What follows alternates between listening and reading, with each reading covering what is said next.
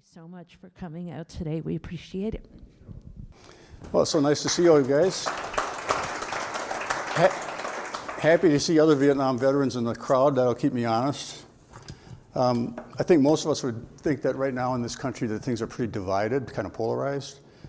Think back at what it was like in the 1960s. It was pretty polarized back then too. What was going on? The president was assassinated. There were riots in big cities, race riots. Milwaukee was one of them. We had a lot of anti-war protests, a lot of them. And I was in college, and I graduated in 1967 with no real plan about military, but knowing that I was most likely going to be drafted. At the time I got out of college, there was no draft lottery. Any able-bodied person was going to be drafted. It was just a matter of when. And just by chance, I happened to run into an Air Force recruiter on a news story that I was covering. And he asked me about my draft status. And I said, well, you know, I was 2S for 4 years, but now I'm 1A. And he said, what are you going to do about it? And I said, well, I guess I'm going to be drafted and do 2 years in the Army and come back home. And he said, he looked at me and he said, do you really want to spend 2 years being bossed around by people who are dumber than you are? And that kind of stuck with me, you know? And so I said, well, what are my choices? And he said, well, the Air Force is looking for officers. And so he said, if you can pass the officer qualifying test, then we'll have some opportunities. So they sent me down to Madison to Truex Field, and I took the test, and I passed. And he also sent me back for a pilot physical, and I passed that. And he said, we're looking for pilots, navigators, and engineers. You don't have an engineering degree, so forget about that. And he said, most navigators start out trying to become pilots, and then if it doesn't work, they go to navigation school. So why don't you be a pilot? And I'm looking at him. I'd never even been in an airplane in my life. And I hadn't thought about being a pilot. And I said, I don't know a lot about math. I assume pilots are like astronauts, you know. And he said, can you read a compass? I said, yeah, I can read a compass. He said, okay, we'll teach you the rest. And so then I still hemmed and hawed. And it was August of '67. I'd been out of school for a couple months. And he says, well, let's call your draft board. So I grew up in Appleton, so they called us out Allegheny County Draft Board. And they said, he's getting his letter next week. Oh, my God. So what did I do? That was on a Wednesday. On Thursday, they put me on a bus to Milwaukee. I promised to defend the Constitution of the United States. Later on, years later, the guy said, remember when you held your hand and promised to defend the Constitution? Did you know what you're really saying was, I promised to kill people and die if necessary? You know, and he's nodding his head. We start thinking about it a little more seriously when you get into those situations. So anyway, he put me on delayed enlistment. So I had 3 more months before I went on active duty. And then I went through basic training because they didn't have an officer school slot for me right away. So I became an airman, first class. And then I went to officer school for 12 weeks and then on to pilot training.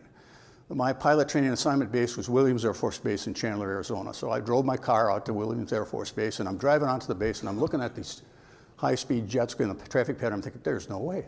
There's no way. You know? So the very first day, the base commander said, gentlemen, how do you eat an elephant? 1 bite at a time. And so it was. Half a day of academics, half a day of flying. Flying in Arizona in the summertime is not much fun. It's very hot, very bumpy, and a lot of people got sick. We had somewhere around 100 in my class. At the end of the class, there were 67 of us left. Some got sick right away and were washed out, never to be heard from again. We were told and assumed it was true that if we didn't make it, we would either become navigators, go to a different school, or possibly missile launch officers in a silo in North Dakota, which didn't sound very appealing to me.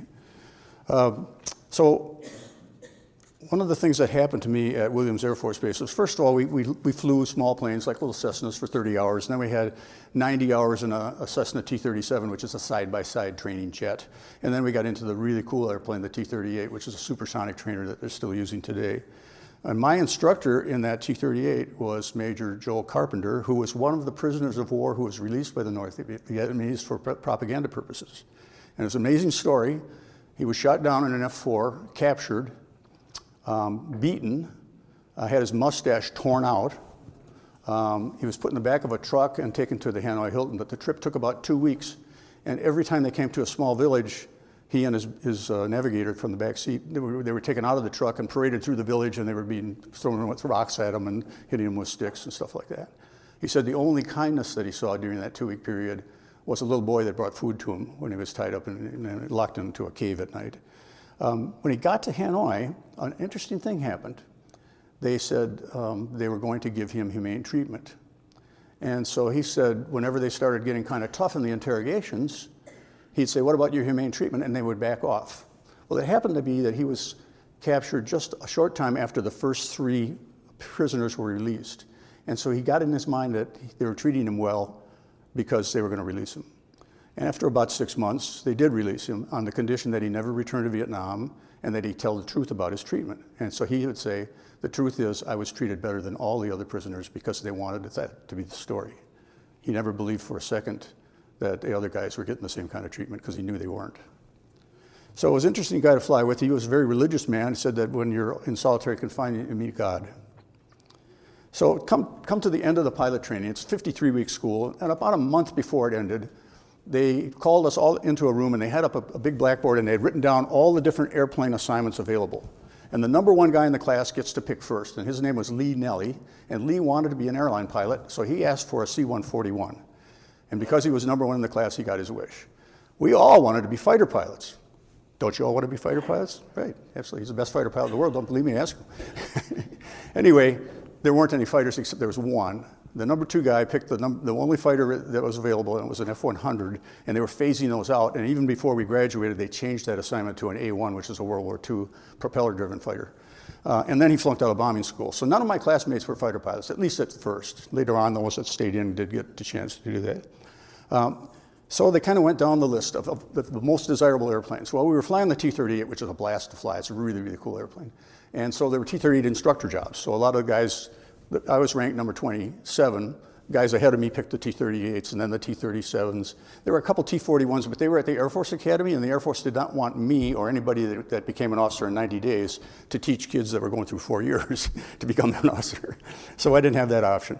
Then they had a bunch of C-130 assignments, and at that time, the latest model was called the E model, and they also had several A models. So the E models started going one by one until there was only one left.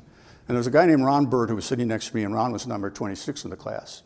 And he said, Gil, I'm going to let you have that last E model. He said, I know the A models are all based in Okinawa, and Okinawa is an accompanied tour, meaning his wife could go with him. I was single. So he took the A model, and I took the last E model. And then when the orders came a few weeks later, he got orders for Okinawa, and I got orders for Topeka, Kansas. So he miscalculated. He could have been in lovely Topeka. So what did we do? I spent about 3.5 years there. Lots of training, a lot of airdrops, 500-foot above-ground missions around Kansas, come back to a drop zone that was across the road from the air base, climb up to 1,100 feet, push a bunch of Jeeps out the back, then land, over and over again. But we also made trips to Europe. I went to Germany twice and to England once. The first trip, we're halfway across the Atlantic, and the navigator says, hey, co-pilot, does it bother you to know this was built by the lowest bidder? You're looking at nothing but water. So we were part of what was called the Tactical Air Command. That's the fighter unit of the Air Force at the time, now Air Combat Command. And our job was to bring their spare parts and mechanics wherever they go.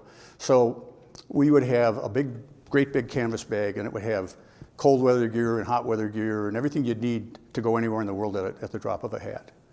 And I lived off base. I got married right after pilot training, and I lived off base in Topeka. And one day I got a call, hey, we need a co-pilot right away. You gotta grab your mobility bag and report. So I just wrote a note. My wife was gone shopping. I wrote a note on the table. I'll go on flying. I'll call you when I get back, or I'll see you when I get back. I was gone for 2 weeks. That's the way it was sometimes. They were looking for somebody to go to North Carolina for 2 weeks, and spent a lot of time in North Carolina at Fort Bragg. So a funny thing happened. During this time, I wasn't political at all. I wasn't pro or against the war necessarily. It was just something that we had to deal with. Didn't like the protesting. Would never have considered going to Canada. I felt some patriotic feelings that I wanted to serve. I mean, if I was going to serve, I was going to do it right. My older brother had been in the Navy for 4 years. When I enlisted in the Air Force, he said, Gil, don't you understand the world is 75% water? And I said, don't you understand that it's surrounded by air? He was on a destroyer in the Mediterranean, and there was no one else in my family that had a military history. My father was not in the service. My father-in-law, however, was in the service. And he was in the Army and landed at Salerno and fought up through Italy and into Germany. And he saw a lot of combat.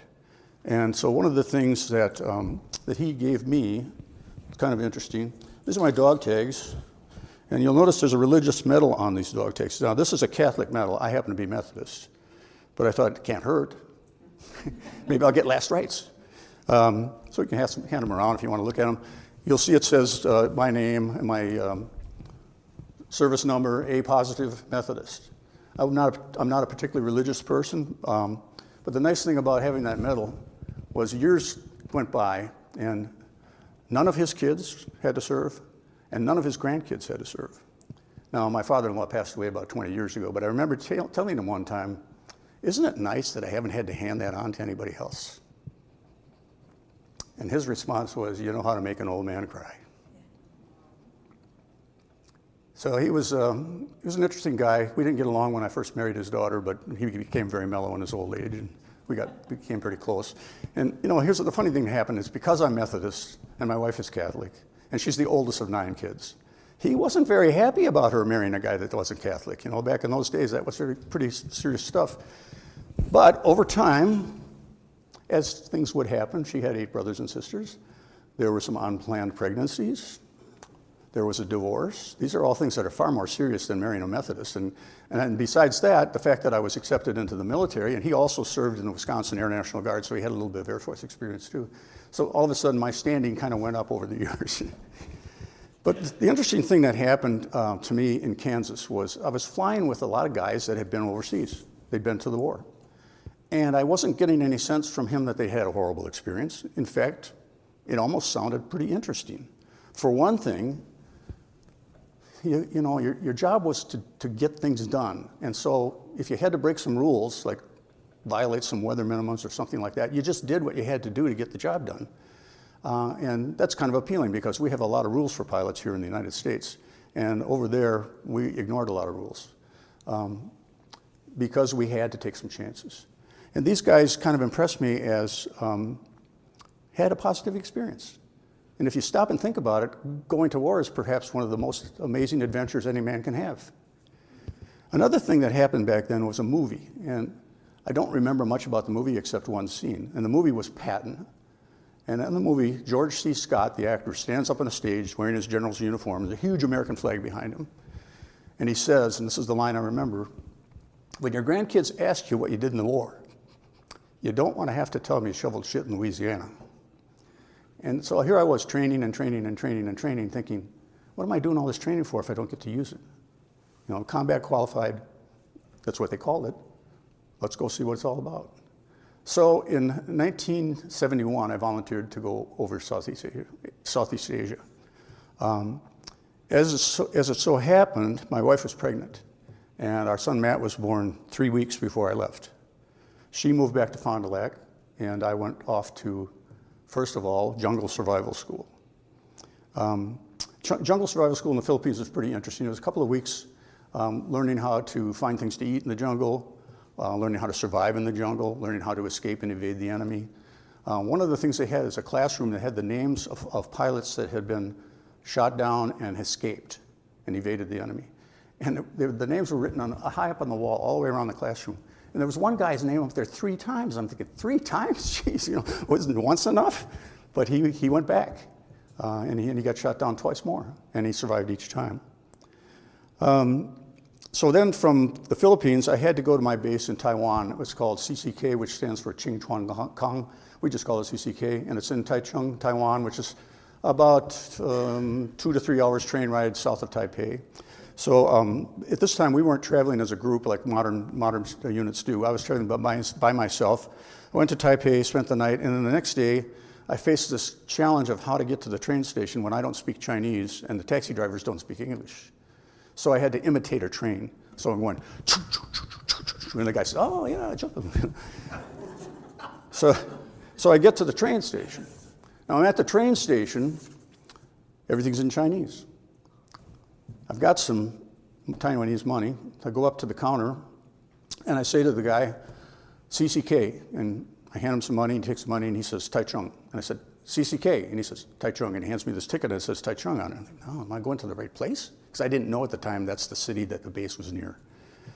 So I'm standing around, I see a guy that's Caucasian. I go over to him and I say, hey, can you help me out? And he doesn't speak English. He's German.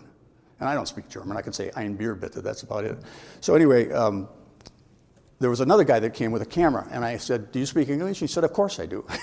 And he was going back to CCK also, and he said, okay, here's the deal. There's assigned seating on the trains, so we can't sit together. He said, it's going to be almost exactly 2.5 hours. When the train stops, get off. So I'm sitting there next to two little Chinese kids, and Taiwanese trains are pretty interesting. They have attendants that are dressed in uniforms, and they come down with a big tray, and you pick some tea, tea bags, but it's not tea bags really. It's tea that's not in a bag. It's loose leaf tea, and then they come by. They give you a big, like a tall glass, and they put boiling hot water in it, and you put the tea in it, and then you filter it with your teeth. Well, I'd never done this before. These two little kids were watching me try to do this. Well, they were having a blast. Look at the stupid American, doesn't know how to drink tea. So 2.5 hours go by, the train stops, and I get up. Just as I'm getting up, and it looks like a really small town, but I don't know any better. Just as I get up, the guy that I talked to comes running in from the car that he was in. He says, don't get off, we're not quite there yet. It's the next stop. So we get to the next stop, and it's a big city. Taichung, probably a couple 100,000 people back then even. And there's something you have to understand about traffic in other countries. It's not like here. Right-of-way is determined by size. Trucks have right-of-way over cars, tanks have right-of-way over trucks. Just crazy. And everybody blows the horn constantly to let other people know that you're there. Red lights are suggestions. So we get off the train and we get in this taxi cab and we're going to his house where he has a car. And he says to the taxi driver, hey, points at me, new GI. Guy takes off. He's going up on the sidewalk through red lights and stuff like that, and I'm horrified, And my acquaintance says, this is pretty normal, he said, but because I told him you're new, he wants to show off a little bit, I'm sure there were a lot of accidents. When he got to his house, he took me in. The houses were all enclosed with fences that had steel gates and high walls. And he took me in and introduced me to his roommate, and he got his car keys and was getting ready to go, and the doorbell rings. And he goes out and he opens the gate, and here's the taxi driver standing there holding his camera. He left his camera in the taxi. And he said to me, the Chinese will not steal from you. They will not cheat you, but they're very good at bargaining you against you. And they understand value better than you do. So one time I had a flat tire. The guy that fixed it charged me $1.50. My housekeeper was insulted, and she went there and got $1 back because he way overcharged me. So, of course, I had been training as a co-pilot for a couple of years, and I had 1,000 hours, which is what the Air Force required for upgrading to the left seat. And so I was doing all of this upgrade training in Kansas, and I had done everything in the training lesson except backing up the airplane. The C-130 can actually go backwards. And by the way, I brought a model so you know what kind of an airplane we're talking about. This is what a C-130 looks like. 4-engine turboprop, max gross weight 155,000 pounds, 110 passengers or 90 combat troops, and goes about 300, can fly for a long time, 9, 10, 12 hours. And there's another C-130 pilot in the audience here who flew tankers in the Marine Corps. We didn't do it, Air Force didn't have tankers, but Marine Corps does. They're still using them, still building them. They're up to J models, I think, now, and I flew E, and then some in between. I did not fly gunships. I didn't get to shoot at anybody. I did get shot at. We'll talk about that in a minute. But what we called it hauling trash. So our missions in Vietnam were hauling vegetables, hauling refugees, hauling prisoners of war, hauling combat troops, hauling fuel and ammunition, hauling dead bodies. Anything could happen in a given day. We would get up typically at 5 o'clock in the morning, and we'd report. We'd get an intelligence briefing, which is usually a little cassette that you'd play, and it was pretty worthless because they didn't really know what was going on. We'd listen to it. The flight engineer would do the pre-flight. We'd get going at dawn. They wanted us back before dark, although sometimes I was out a little bit late.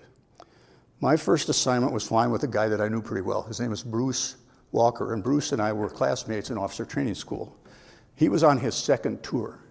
Bruce had flown C-47s, which are old DC-3s, for a year over there. And when he got assigned to Vietnam, his wife divorced him because she did not want to be a war widow. He came back from Vietnam, they got remarried, same couple. Then he gets orders from Vietnam, she divorced him the second time. We called him Loose Bruce because after one tour, he wasn't too, his attitude is, what are they going to do to you? Send you to Vietnam? So one day I was flying with Bruce and we had Miss Puerto Rico and a USO band on the passengers. And Miss Puerto Rico, of course, was gorgeous. And so Bruce says to me, why don't you let Miss Puerto Rico take your seat? So I get off, and the cockpit is set up so that there's two pilots that are side by side. It's a big cockpit. Flight engineer slightly higher and behind the two pilots. And then off to the right is the navigator station. Off to the left is a galley where you can heat things up or cook stuff. And then on the back of the wall is a bunk. And so, are you all done with it? So anyway, I got up and sat on the bunk. Miss Puerto Rico sits down in the co-pilot seat, and Bruce has her making some radio calls to people on the ground. Well, you have to understand that all those people on the ground hadn't spoken to a woman that speaks English in a long, long time.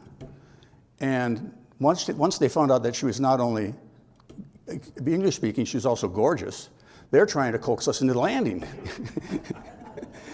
Meanwhile, Bruce is showing off. He's doing what we call whifferdills. He's flying through clouds and he's banking and climbing. And there's some guy in the back that's getting kind of sick and he's upset about this. And it turns out he was kind of a high-ranking government official, a civilian. He comes up on the flight deck and he sees Miss Puerto Rico in my seat. Oh boy. So the day after we got back, the commander in Saigon calls Captain Walker to come to his office.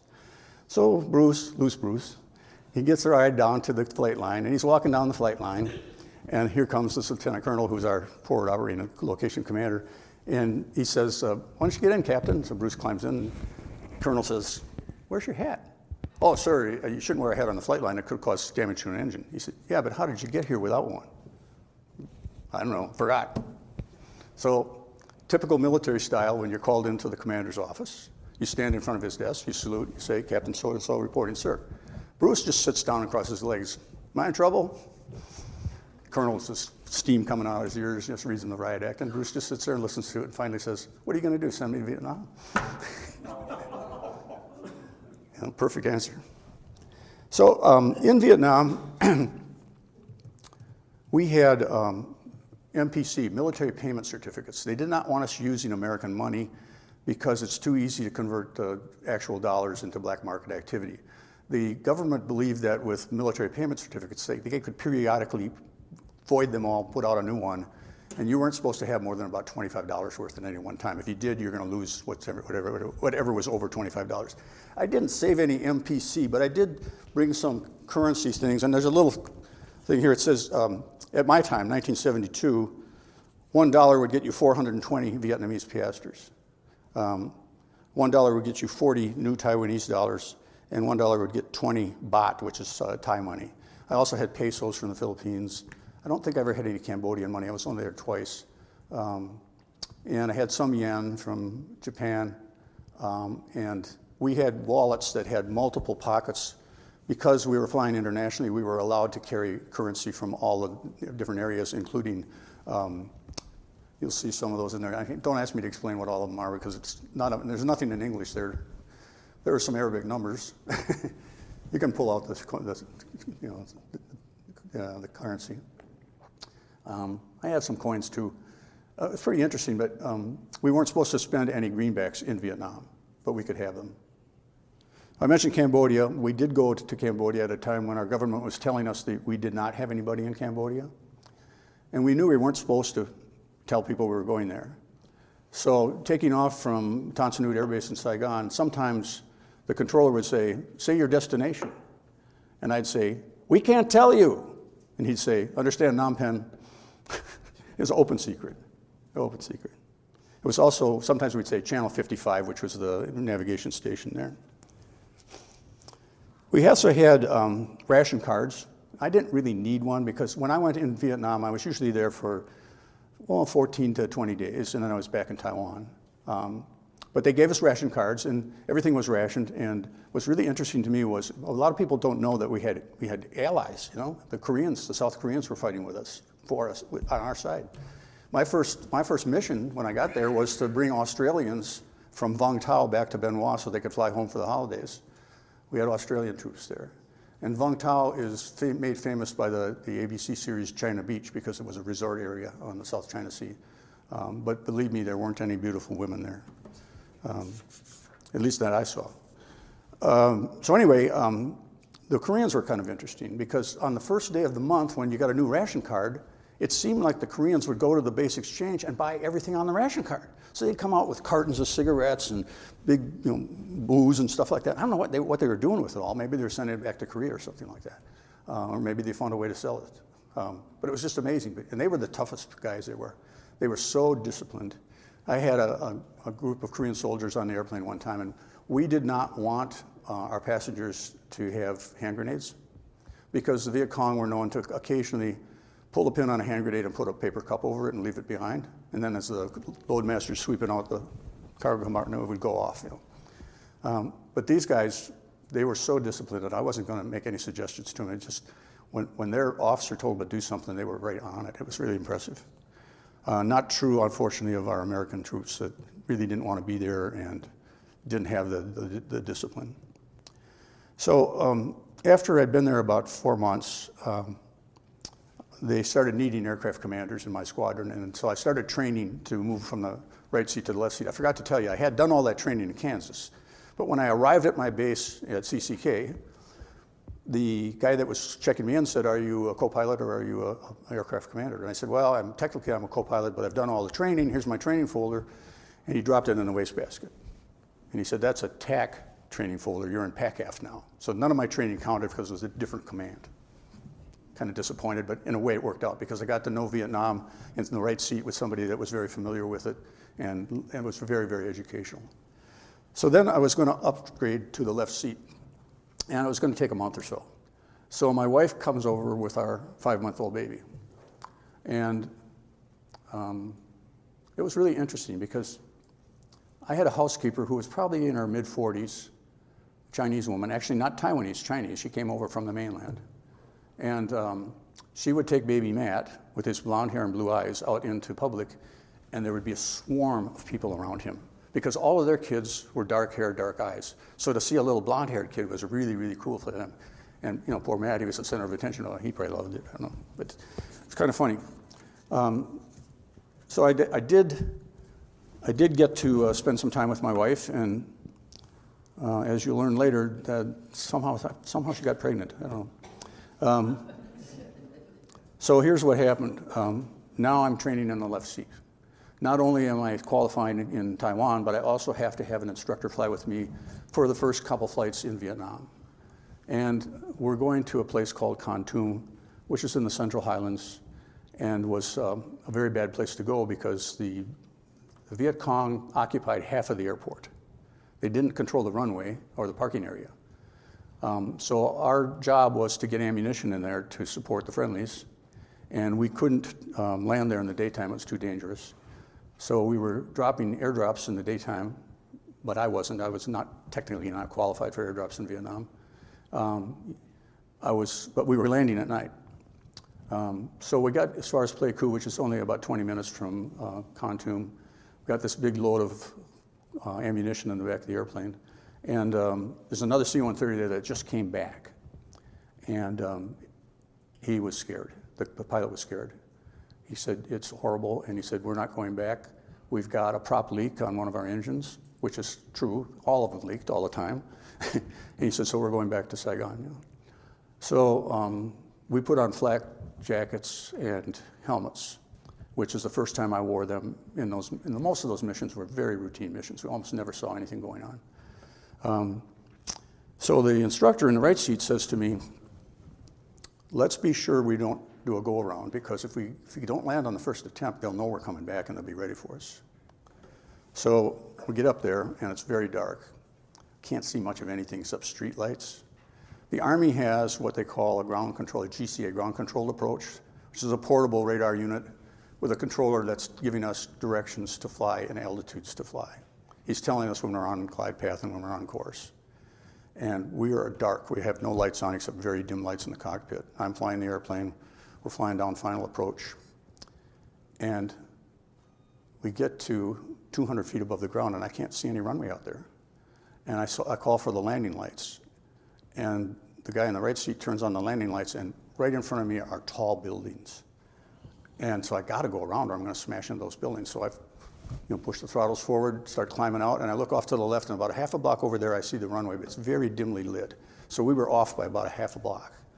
But it was too late then to try to land, so we were going to go around. And I'm so grateful that that guy, who technically was the pilot in command because he was an instructor, I'm so grateful he didn't try to land because he thought he saw the runway lights, but what he saw was street lights. So the day wasn't over. We came around and we did land successfully on the second time. And we taxied over onto the parking area and started offloading all this ammunition. And it was forklifts coming up to the back of the airplane, taking one pallet off at a time. And the combat controller called me on the radio and he said, "Sir, would you mind turning off your taxi lights? We're taking a little gunfire at the back of the airplane." I look out and there's tracers going at these forklifts full of Class A explosives. If they hit one of those pallets, the whole tail of the airplane's going to blow off, So yeah, I turned the lights off. Boy, that was scary. Nothing hit the airplane. Nothing hit those guys, but they were shooting back too. There's an active gun battle going on in the back of the airplane. So we had to go back again that night.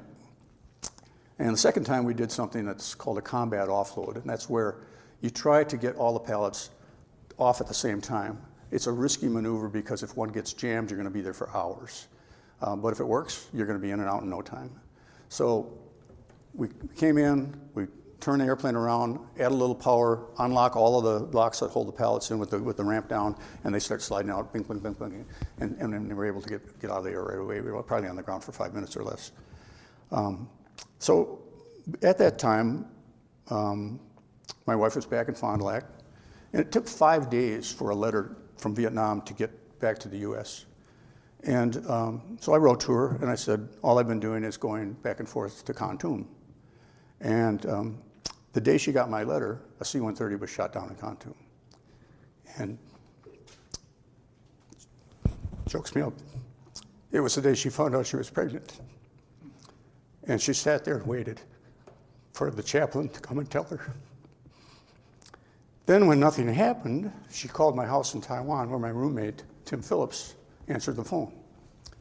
And she said, "Tim, who was it that got shot down?" He said, "I can't say anything. We were told the phones were monitored, so you could not talk about anything." And she said, "Tim, I've got to know. I just found out I'm pregnant."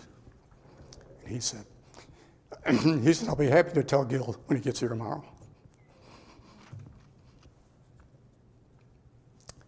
So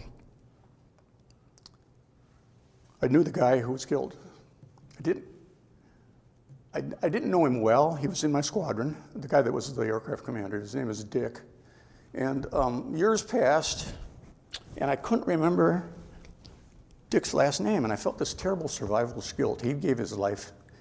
I can't remember his name. Remember what he looked like? Had a beer with him. Didn't know anything more about him. On Memorial Day a few years ago, I wrote this. This is for Dick, and I will forever regret that I forgot his last name. Dick and I were C-130 combat pilots in the same squadron based in Taiwan, but flying missions in South Vietnam in 1972. In May that year, he and his crew were killed at Khartoum, hit by a mortar as they took off. Dick and I did not know each other well, but we had some beers at the officers' club one time. He was a nice guy in his mid-20s like me, not sure where he was from or if he was married and had a family back in the world like I did. He died the same day Sherry got my letter, saying that all I was doing was flying back and forth to Khartoum. She had just learned she was pregnant with Sarah.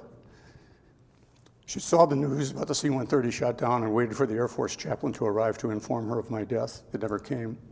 I was lucky. It took 5 or more days for a letter to get home, and I had finished those missions before Dick bought the farm. I tried to find his name on the wall in Washington, D.C., but without a last name, it was impossible. Lots of Air Force captains were killed in May of 1972. Early in 73, the war ended. I came home to my family and my old job in TV news. I moved from one market to another, got promoted and demoted, raised 3 kids with a wonderful life. And now at age 70, I can count my blessings. And every Memorial Day, I ask that you please don't thank me for my service.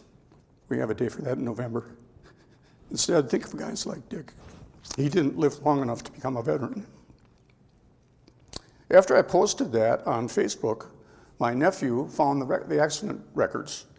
And Dick, Captain Richard Hagman, is from Little Falls, Minnesota.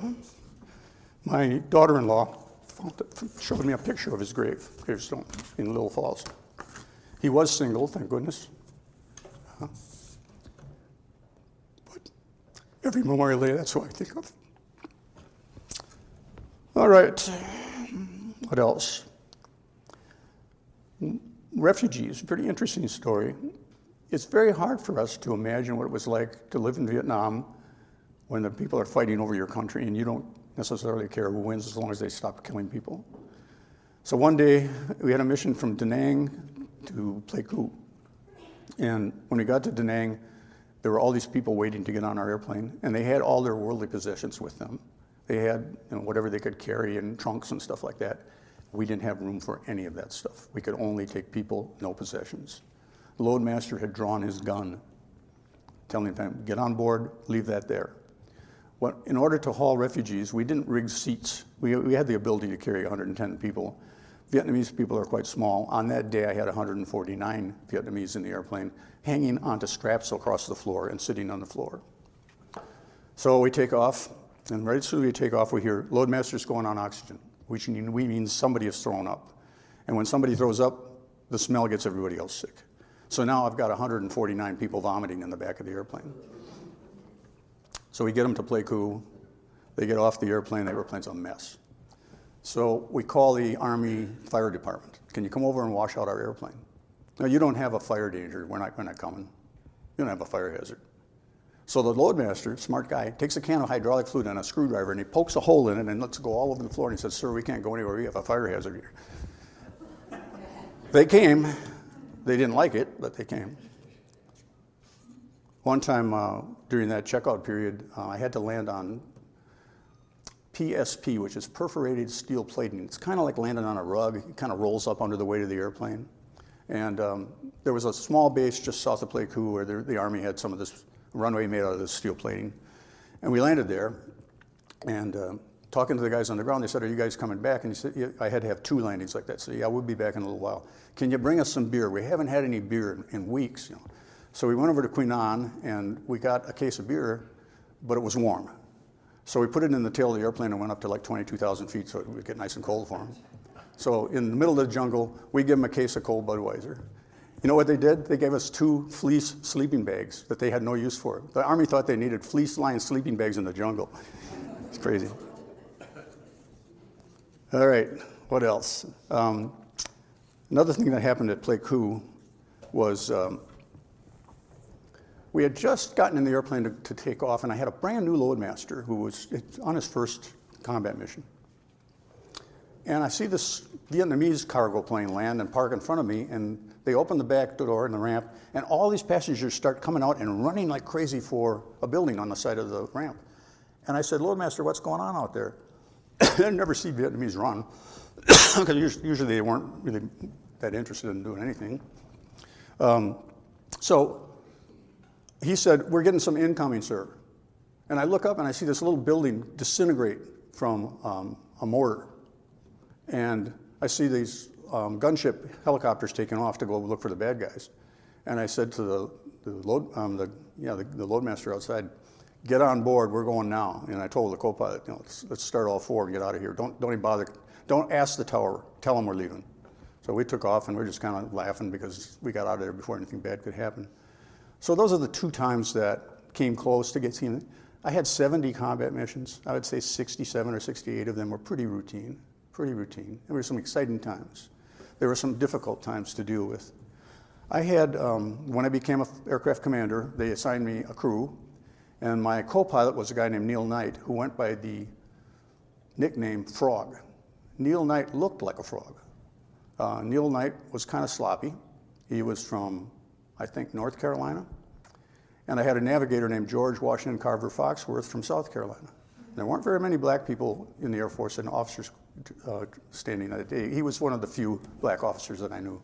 And I thought this is going to be awkward because when I was introduced to Frog, he said, where are you from?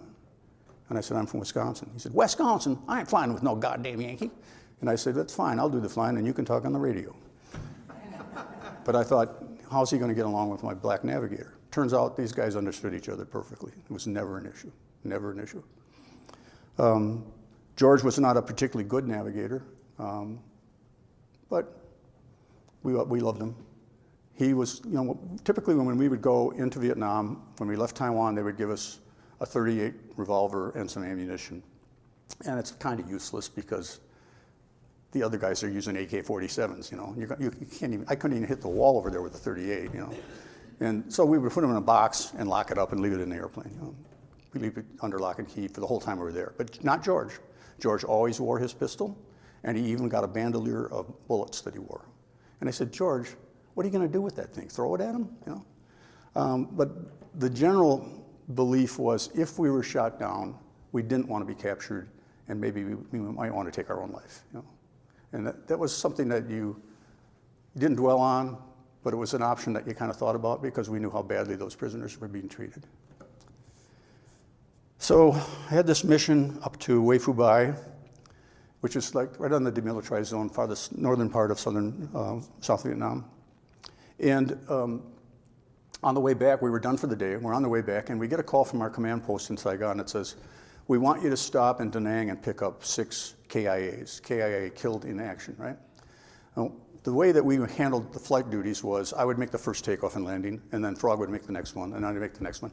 And this happened to be Frog's leg at the controls, and I was handling the radios. And he says, tell him we can't do it. I said, what do you mean we can't do it? He says, tell him we can't do it. He said, probably damn Vietnamese KIAs, and they always travel with their family, and he said they're supposed to haul their own dead and all that. He just didn't want anything to do. He was quite a bigot, actually. And I said, I have the controls. And so I flew the airplane the rest of the way down to Da Nang, and we loaded 6 body bags of U.S. Marines. I didn't let him do anything. I didn't let him do the checklist. I didn't let him lower the gear, raise the gear. I flew all the way back to Saigon doing the duties of both pilots. Now, we had to room together. And this was a very awkward day for me because I was so mad at him. And he was so stubborn. And he realized that he screwed up when he saw that they were U.S. Marines, not Vietnamese soldiers.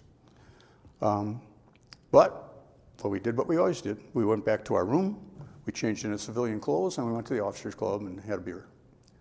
So I'm at the officers' club. This was not the same day, but a different day.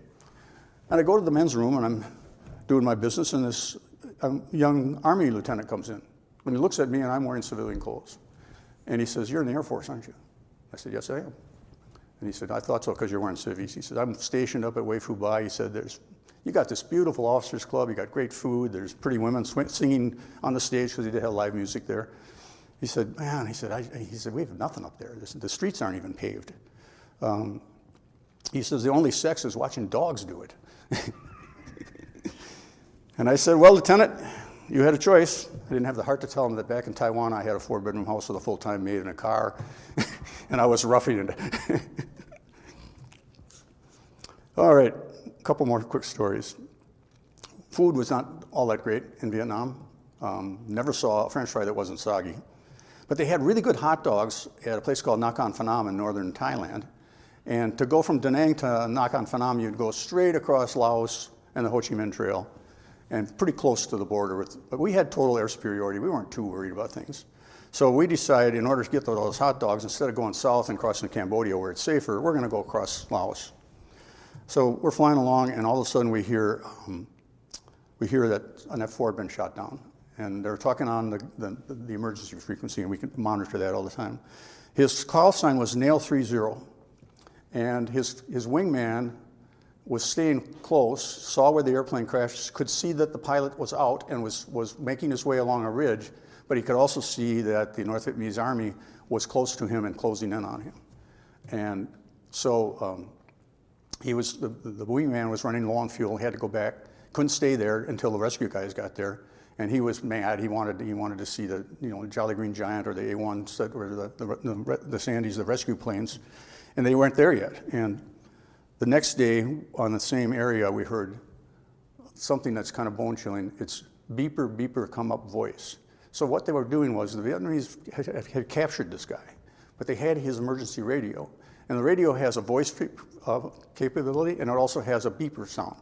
Well, they couldn't speak English well enough to fool us, so they would just have the beeper go. And that would be to try to draw rescue planes in to shoot them down. And so that's why I kept hearing beeper, beeper come up voice. So I never heard any more about Nail 30, what happened. Cambodia, talked about. Thailand was nice. We'll go to Thailand. We weren't getting shot at there. Our call sign was Klong. Klong means canal. We called ourselves the Klong Hopper Airlines. And I've been up to Chiang Mai, which is beautiful, Bangkok. Funny thing happens whenever you get to Bangkok, you have problems with prop leaks. You never have problems in Saigon with prop leaks, but the same prop leak in Bangkok, you got to stay overnight. Amazing how that works. We'll take questions in a minute here. I want to talk a little bit about Diego Garcia. Diego Garcia is a little bitty island in the Indian Ocean, and the Navy was building an air base there for B-52s. It's been used in the Gulf Wars. We had one flight a week from Bangkok to Diego Garcia and the next day back to Bangkok. There were 300 Seabees there for a 9-month tour, and they each got a week off during that 9 months and to go to Bangkok. And so when we picked them up in Bangkok, they were really hungover and lethargic. And then when we left Diego Garcia, they would be really, really excited to get going. So I had one mission down there. It's about a 9-hour flight from Bangkok to Diego Garcia. And it's a little bitty island. If you miss it, Africa's next, and you're not going to make it that far. I had an incident there where the runway was 4,000 feet long, which is plenty for a C-130. But it's just south of the equator. It's a hot area and high density altitude, so performance of the engine is not that great. And I had calculated a takeoff speed of 89, and I wanted to keep it on the ground a little bit longer to get a couple more knots. But when I got into the air, there was an 11-inch drop from the pavement down to crushed coral, and there were some metal stakes there to guide the grading machine. And I hit some of those stakes. I didn't know it at the time, but something wasn't right. So I called the tower and asked them to inspect the departure area, and they found that I had taken out 11 of those grade stakes. Well, okay, sorry. Sorry, Navy. Air Force will pay you for it. No. We got up to altitude, we couldn't pressurize the airplane because we had holes in the bottom of it. So I had to go back, and we were too heavy to land on 4,000 feet. So we decided we're going to burn off fuel. So, well, first we decided we're going to dump fuel. So we turn on the dump pumps. Well, the way the system works, the fuel is in the wings, but it goes all along the back of the wing, up and down and around things, and it comes out the wing tips. Only in this case, it started coming out right behind the engines where there's hot exhaust. So stop, so we turned it off. Well, it kept leaking for a while, and then, bad news, the navigator says, we're going to have to land pretty soon. There's a line of thunderstorms coming in, and we're too heavy to land. Because it says in the book, do not use reverse thrust with a known or suspected fuel leak, because it's going to suck that fuel right back up into those engines and ignite it. I didn't have any choice. So right before the storm got there, I did land, probably the best landing of my life, reversed all 4 engines, had the co-pilot shut down all 4, and we all got out of the airplane as fast as we could. And what we found was that we had the crew chief for the airplane was with us on this trip. He found out that they had just been hand-tightened. They hadn't been torqued. So it leaked everywhere where there was a connection, and that could have killed us all. Okay, so one more thing. In January, I got some great news. I was in Taiwan when this came out. Ta-da! All GIs home, 60 days. Well, this was dated January 25th. I came home on February 14th on St. Valentine's Day, so I was already packing up my stuff. But this was the best news in the world. But the sad thing was, when it came time to go get the prisoners of war out of Hanoi, they wouldn't let us guys do it. All the senior officers took those trips. You know, the guys that didn't do any combat flying at all, other than maybe go in on the last day of the month and out on the first to get 2 months combat pay, they got to go to Hanoi and pick up these prisoners of war, which is something that would have been a wonderful reward for those of us that flew the line. So that's it. I got out. No home greetings, just my family, my wife, my son, and met my new daughter. When she got married, I did the speech at the rehearsal dinner, and I said, Ben, I don't know how well you know my daughter yet, but if you look carefully on her heel, there's a little tattoo that says "Made in Taiwan." Got checked out in small airplanes. Worked in television, Green Bay, Eau Claire, Rochester, Kalamazoo, Duluth, Kalamazoo again, Wausau, Toledo, and then finished up in Rhinelander about 13 years ago. Great job, loved it, very competitive, no security. Made a lot of money, spent it all on airplanes. Questions? What kind of plane did you fly in combat? It was the C-130. Oh, just that one? Yeah, that's, after I got out of flight school, that's the only airplane I flew in the Air Force. Yeah, I had about, I think 1,200 hours of flying the C-130. And there were a lot of people getting out at that time. The Air Force didn't need pilots anymore. They had more than 30,000 pilots. With the war ending, there really wasn't much chance of making a career out of it because I was a reserve officer. And although my commander tried to talk me into staying, I said, what do you think my chances are as a reserve officer? And he said, yeah, you're probably right, because the Air Force Academy graduates would be the ones that would get the promotions and the commands and get the good jobs. There came a time when I went to Milwaukee to try to fly C-130s in the reserves, but unfortunately they only had a slot for a lieutenant and I was a captain, and so they couldn't take me. I said, I can go back to being a lieutenant. I said, no, it doesn't work that way. So I didn't get to fly the big airplanes again, but I did have an opportunity to ride in one. There's a group called the Employers Support of the Guard and Reserve. And what they do is take managers of businesses on trips to introduce them to the reserve and the guard jobs and why it's important to have employees that can go. And I got on a trip when I was working in Duluth. I got on a trip from Minneapolis to Panama City in a C-130. And they had rigged in these really nice airline-style seats in the back, so we were very comfortable. There's no windows to speak of. But we took turns going up to the flight deck. And the two guys that were flying in the airplane were both Northwest pilots. And they said, we understand that you used to fly these things. And they said, I'd let you get in the seat, but we got all these VIPs on board. And I said, I don't need any more time in that seat. Yeah, that's enough. Other questions? Yes, ma'am. When you brought the refugees back, where do they process it? Yeah, see, I didn't really know. I mean, we got them off the airplane, and there was somebody there to put them into trucks and stuff, and I assumed that they would take them to some kind of a camp or something like that. But it was so sad to see these people. I also had one time a bunch of draft dodgers and deserters, and they were in leg irons. And we were taking them to Nha Trang, and I asked the Vietnamese officer that was escorting them, what's going to happen to these guys? And he said, well, there'll be a trial and then they'll be shot. But they were two-time draft dodgers or deserters, not the first time they'd been caught. The first time they would send them back to combat. If they deserted again, then they were going to get shot. Sad stuff. Didn't see any of that. I saw a gunship from above at night using the miniguns. That's pretty impressive because the tracers, I think, do you remember one in every 10 or 11 is a tracer, I think, something like that? Yeah, it looks like it was red, but it looked like a stream of water from a hose just going up and down, and they were just kind of hosing down the bad guys on the ground. I had another instrument, I'll tell you a real quick one. I got assigned to take this load of cargo ammunition again to a place called Song Bi, which is really only about 60 miles from Saigon. It's not very far, it's a short ride. And when I got there, the airplane was too heavy, had too much fuel on board, and I would not be able to land at Song Bi with a short runway.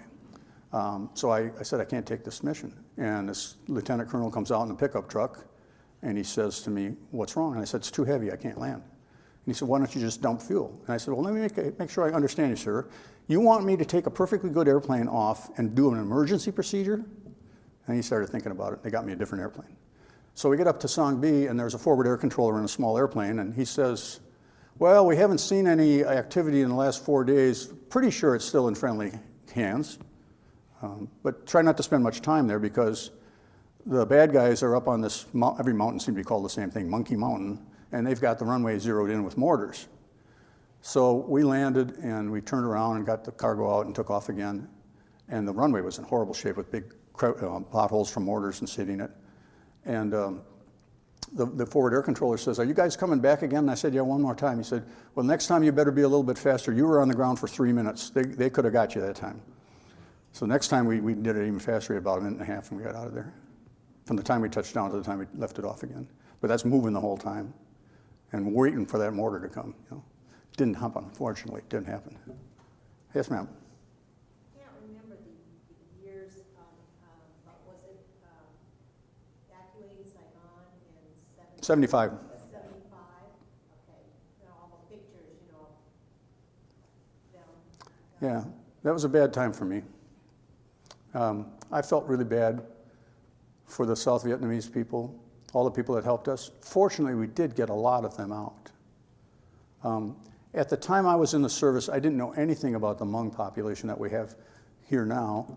But a couple of years ago, a woman came to the airport here, and she wanted her father and her brothers and sisters and her kids and brothers and sisters' kids to all have an airplane ride. And so she wanted me to take up her father, who didn't speak English very well.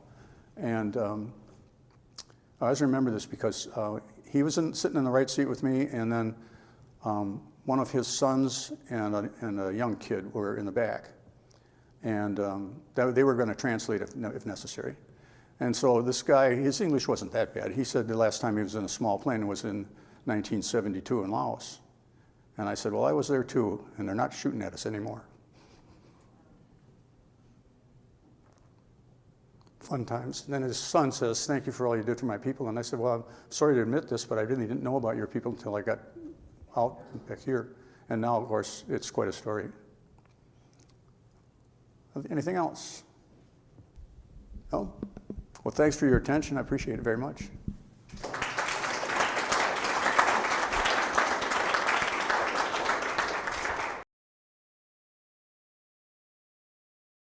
Forgot to show you this. We had a sense of humor. This is a cigarette lighter we all smoked back then. It says, it's engraved, and I got this at camera on me. It says, participant Southeast Asian War Games. Second place, not bad.